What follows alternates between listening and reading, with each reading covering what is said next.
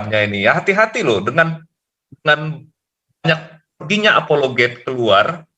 Jika nanti mereka mengajukan suaka, nah ini kita akan jadi perhatian Pak dari lembaga HAM internasional. Dari Open Doors maupun yang lain-lain. Itu bukan suatu hal yang baik buat negara kita. Lucu ya saya melihat ada seorang anak yang mungkin berkebutuhan khusus. Ya maaf ya, bukan shaming ya. Seperti anak berkebutuhan khusus, bicara juga tidak bisa, menyerang Galarua Pak gitu. Menyerang Galarua katanya ini konspirasi untuk donasi gitu. Nah dia bicara tanpa bukti, sementara bicara aja dia sudah sulit Pak gitu. Saya nggak bilang inilah ya, sepertinya itu anak berkebutuhan khusus gitu. Bukan orang yang berpikir bisa waras seperti orang biasa gitu. Nah jadi orang-orang seperti ini pun digunakan untuk menyerang Galarua maupun menyerang Zoom-nya Galarua ini gitu, termasuk Zoom-nya Pak Paul Zhang juga gitu. Nah itulah yang sekarang ini yang terjadi Pak gitu. Nah dia kalau ditanya buktinya apa, nggak bisa dia buktikan, nggak akan mampu, sedangkan bicara aja susah, ya. Mohon maaf kalau saya menggunakan waktu agak banyak. Tuhan memberkati. Nggak apa-apa Pak Santiamer, justru bagus malah. Gitu. Saya mungkin tambahkan sedikit ya Pak ya, dari apa yang tadi sudah diberikan Pak Santiamer. Jadi apa yang sudah pernah Santiamer singgung itu tentang hukum penaklukan itu Pak, itu akan menimbulkan kekerasan. Pertama itu kekerasan psikologis, ya, pertama terhadap apologet. Kalau sebenarnya kita lihat para apologet ini hanya menggunakan hak jawabnya terhadap serangan terhadap iman Kristen, ya, terhadap teologi Kristen. Jadi para apologet ini menggunakan hak jawabnya. Tetapi ketika mereka menggunakan hak jawabnya, justru mereka dikriminalisasi oleh kelompok-kelompok radikal ini. Itu kan yang terjadi. Bahkan ketika orang tidak membahas kitab agama lain seperti Pak Yusuf Manubulu, itu juga dikriminalisasi dan terlibat di situ pejabat daerah justru yang katanya cukup tinggi. Mungkin nanti saya diskusi dengan Bapak kalau ketemu gitu. Nah, ini yang sangat tidak kita inginkan gitu. Jadi artinya pimpinan-pimpinan daerah ini merasa jumawa dan punya kuasa dan berhak untuk mengkriminalisasi para apologet maupun minoritas yang berani menggunakan hak jawabnya, begitu Pak Santiamer gitu. Betul. Nah, hati-hati, kebanyakan apologet ini yang saya lihat itu tinggal di luar negeri, dan ini ada beberapa orang lagi sepertinya akan pergi keluar Pak gitu. Sepertinya akan berangkat ke luar negeri. Tolong ya kepada pemerintah hati-hati, kenapa? Ini akan diperhatikan oleh lembaga HAM internasional. Jadi kalau terjadi banyak persekusi, banyak pemohon suaka politik di luar negeri, ini akan menimbulkan citra yang tidak baik terhadap Indonesia Pak gitu. Ya betul. Ini juga jangan dianggap main-main gitu dengan kondisi seperti ini. Karena ya, rata-rata udah banyak yang mau berangkat ini Pak gitu. Saya dengar isu-isunya ya, tapi mungkin Bapak udah tahu namanya, tapi nggak usah disebutkan Pak. Jadi ini jangan sampai seperti itu. Kita di Open Doors kalau buka itu tadinya itu kuning, sekarang sudah menjadi orange. Jadi lama-lama kita bisa mungkin jadi merah lagi seperti Pakistan atau Afghanistan ataupun negara-negara yang lain gitu. Nah itu yang pertama. Jadi ada kekerasan psikologis di sana, ada kekerasan sosiologis juga di situ, gitu ya Pak ya. Ini juga harus diwaspadai. Nah, menarik dari angka statistik yang tadi Pak Santiamer sebutkan, ada 60 daerah atau 58 daerah yang sudah menerapkan perda dengan basis agama tertentu gitu ya. Syariah, katakan seperti itu. Dari penelitian teman saya, ya, tapi dia sudah meninggal dunia Pak, tapi dulu dia seorang dokter, pemerhati ini juga, teman sejawat lah dulu ya, pemerhati di bidang hukum juga. Itu ada 500 perda dari mulai daerah tingkat 1, daerah tingkat 2 yang diterapkan di seluruh daerah di wilayah Indonesia. 500 perda menurut dia gitu ya. Sayang saya waktu itu nggak sempat minta PDF dari ataupun hasil risetnya dia gitu. Nah, ada 500 perda diterapkan ya. Tapi saya juga ini ya, karena saya belum punya datanya. Tapi menurut penelitian dia, pernah waktu itu diskusi sebelum dia meninggal, dia mengatakan seperti itu. Nah, ketika nanti diuji materi di Mahkamah Konstitusi, nah dianggap ini konstitusional. Ya bagaimana Pak, kita ini jadi hukum ini artinya yang di bawah itu malah lebih berkuasa daripada hukum yang di atasnya, Pancasila gitu. Betul. Ya, termasuk SKB 2 Menteri ini ya, ini yang menjadi kerisauan kita orang minoritas ini ya, terutama orang Kristen. SKB 2 Menteri ini harus dicabut, nggak ada revisi-revisi, harus dicabut. Kenapa? Ini semacam ini ya, semacam alat penindasan ataupun alat yang digunakan oleh kelompok-kelompok radikal ini untuk menghambat orang atau melarang orang beribadah, Pak Santiamer gitu. Ini harus dicabut gitu, nggak ada tawar-menawar. Makanya di pemilu 2024 ini suara orang Kristen itu mahal menurut saya. Jadi jangan serahkan suara Anda kepada orang yang tidak mau mencabut ini gitu. Iya. Bahkan kadang-kadang kalau dia tanda tangan cabut pun belum tentu mereka akan patuhi gitu. Jadi kita harus lihat-lihat. Nah, mengenai perda-perda yang tadi berbasis agama ini, Pak, bukan cuma partai-partai agama saja yang justru pendukungnya, malah ada yang partai yang dikatakan paling nasionalis itu juga terlibat di situ, Pak Santiamer. Betul. Menyetujui itu. Jadi kita mau bilang apa lagi dengan kondisi yang ada ini? Kan sulit ya. Jadi gara-gara Pak bicara tentang Latu Harhari, saya buka-buka sejarah ya pembentukan ini ya Pak ya, Undang-Undang Dasar 1945, bagaimana itu ya, proses itu rupanya sangat ketat Pak, masalah ketat sekali ternyata itunya. Cuman kalau mau dibahas iya, perdebatan itu sangat ini ya, sangat rinci dari hari per hari. Saya punya bukunya. Itu sangat ketat sekali. Cuman kalau kita bahas itu ya nggak cukup waktunya kalau hari ini ya. Mungkin satu sesi tertentu gitu ya kalau mau bahas itu. Nah, yang berikut sekarang itu lucu ya, saya melihat ada seorang anak yang mungkin berkebutuhan khusus. Ya maaf ya, bukan ini ya, bukan shaming ya. Dia seperti anak berkebutuhan khusus, bicara juga tidak bisa, menyerang Galarua Pak gitu. Menyerang Galarua katanya ini konspirasi untuk donasi gitu.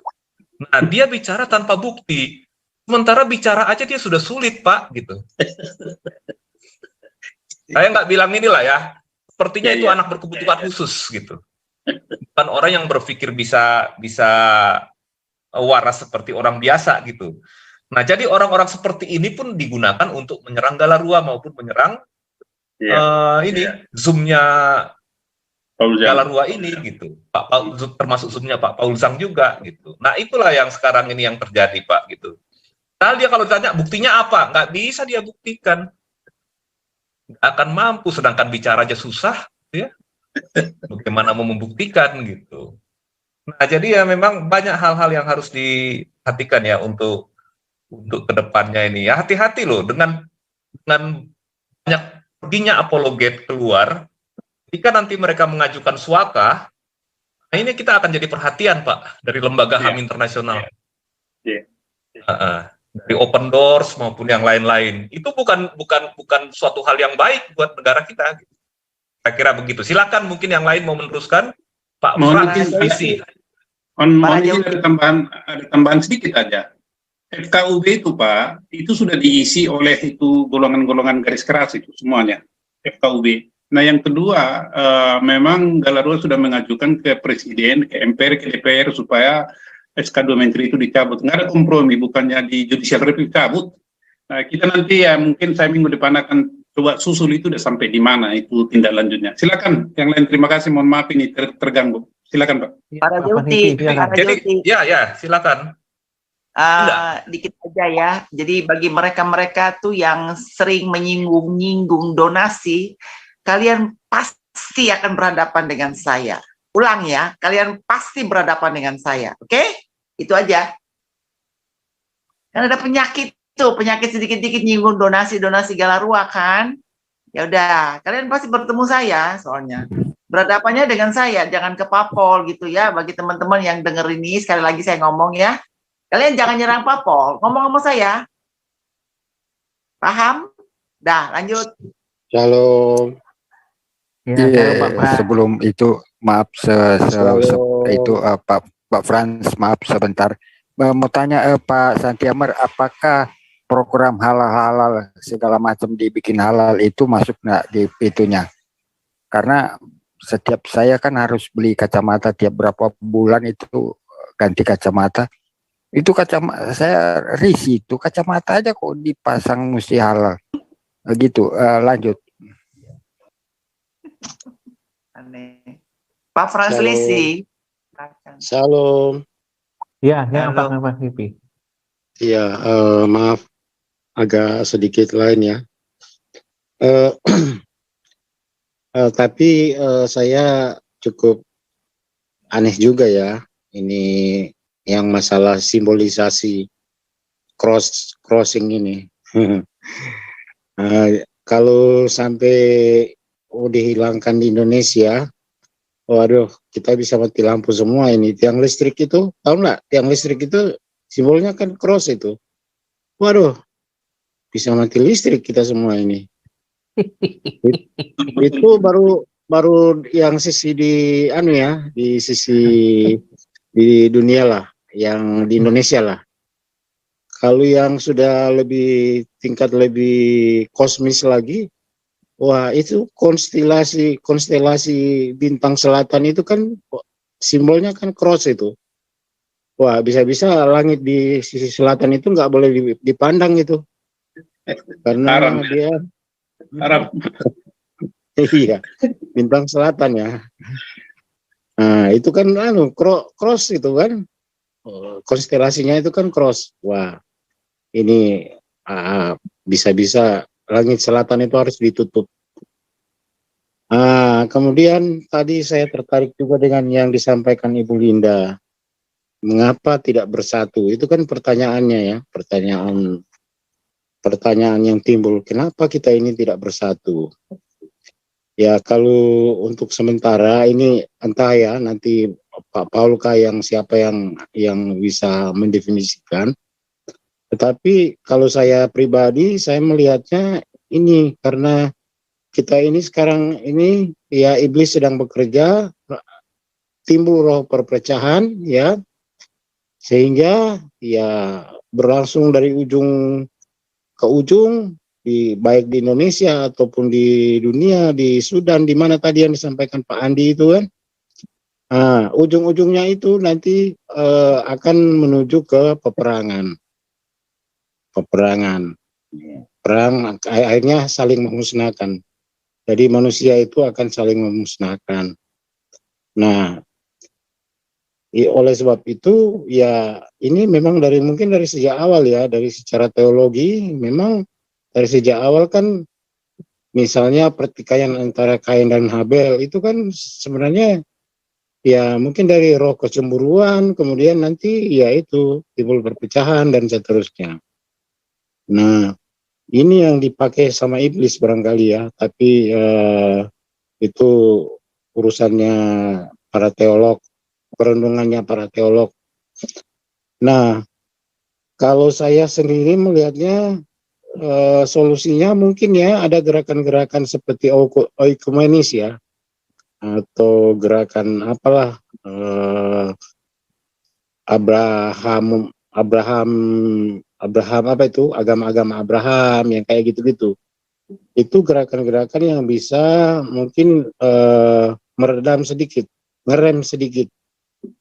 sehingga ya itu di situ ada persatuan meskipun ada perbedaan-perbedaan. Kemudian juga saya tertarik dengan yang disampaikan Pak Santi Amir tadi ya, angka 7 ya.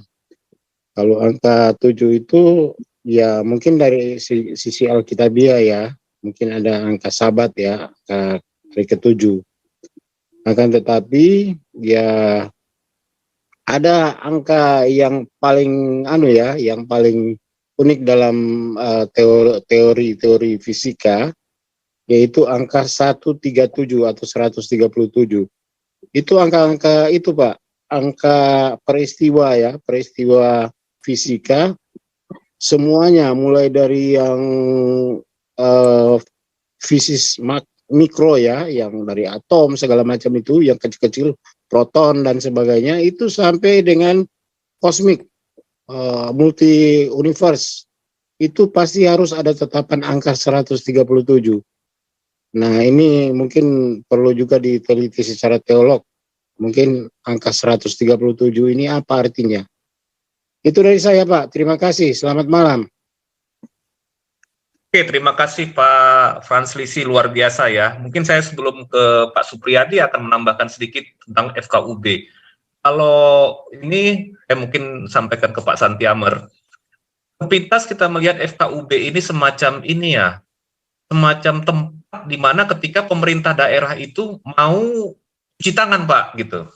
Iya. Cuci tangan dari ketidakmampuan dia menjamin kemerdekaan dan kebebasan beribadah pada agama-agama minoritas gitu ya. Yeah. Akhirnya mereka itu melemparkan itu kepada FKUB. Yeah. Jadi semacam lembaga scapegoat lah gitu ya, yang akan dijadikan kambing hitam gitu. Padahal itu sebetulnya bukan masalah di FKUB-nya. FKUB ini hanya semacam lembaga cuci piring, Pak, buat mereka supaya mereka terlepas dari kesalahan akibat pelanggaran undang-undang. Nah, itu yang terjadi. Jadi, kalaupun Pak Santiamer mau membuat surat ini ya, surat tentang masalah yang ada di FKUB ini, bagaimanapun dalam FKUB itu yang minoritas pasti akan tertekan, Pak, dari jumlah suara gitu. Dan mereka juga nggak akan mungkin bisa bersuara dengan jujur gitu, kalau ada tekanan-tekanan gitu, Pak, gitu. Ini memang sudah disetting dari awal tentang SKB ini. Dari tahun 2006 itu ya, waktu si Balehong itu jadi pimpinan kan. Nah, ini memang disetting di mana setiap pemerintah daerah itu memang akhirnya bisa menghambat minoritas untuk membangun tempat ibadah gitu. Dengan ya membuat SKB ini. Kemudian cara solusinya ini bagaimana untuk yang menjadi buffernya? Ya buffernya ini ya FKUB ini. Kalau kelihatannya yang kita pandang sepintas di lapangan seperti itu gitu. Kira-kira begitu Pak Santiamer. Silakan ditanggapi sebelum nanti kita masuk ke yang terakhir Pak Supriyadi ya. Udah jam 12 juga Pak Santiamer nih. Silakan Pak Supriyadi. Pak Santiamer dulu. Terima kasih. Saya singkat aja. Sekarang FKUB itu sudah sudah disusupi ya oleh gerakan garis keras. Kalau saya sebut gerakan Islam garis keras itu yang sudah menjadi kaki tangan daripada Wahabi, Ikhwanul Muslimin dan HT. Ini adalah gerakan Islam transnasional. Jadi mereka itu sudah kaki tangannya di Indonesia. Jadi berbagaimanapun bentuk atau format kepengurusan FKUB itu nggak ada gunanya. Jadi kalau saya misalnya teman-teman yang dari Kristen, Katolik atau apa, lebih baik mundur aja gitu, menyatakan mundur rame-rame. Tetapi kalau mereka ini adalah pejabat oportunis, ini jadi masalah lagi. Kembali kepada keimanannya. Kalau saya atau mungkin Pak Ibu Linda atau mungkin Raja itu, saya mundur aja, selesai kan. Apakah mereka mau bersikap begitu di seluruh Indonesia rame-rame? Siapa yang mengkomandoi itu? PGI, walau-walau bisa wap. Kalau saya pribadi masing-masing lah, syukur-syukur ini FKUB di seluruh Indonesia mendengar pembicaraan kita ini. Mundur aja, selesai, itu tumpul itu, lumpuh. Keputusan apapun dari FKUB itu tidak konstitusional lagi, karena sudah nggak ada lagi orangnya di situ yang Kristen, Buddha, Katolik, apa, mundur aja, selesai. Itu walkout istilahnya itu kan. Ya itu yang strategis perjuangannya. Itu aja yang saya sampaikan, Pak. Rajauti.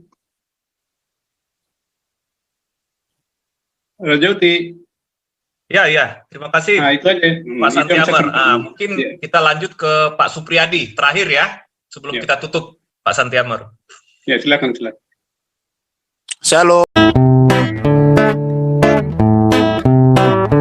Kau bilang kau menang debat, lawan domba yang sesat. Kau bilang banyak yang tobat.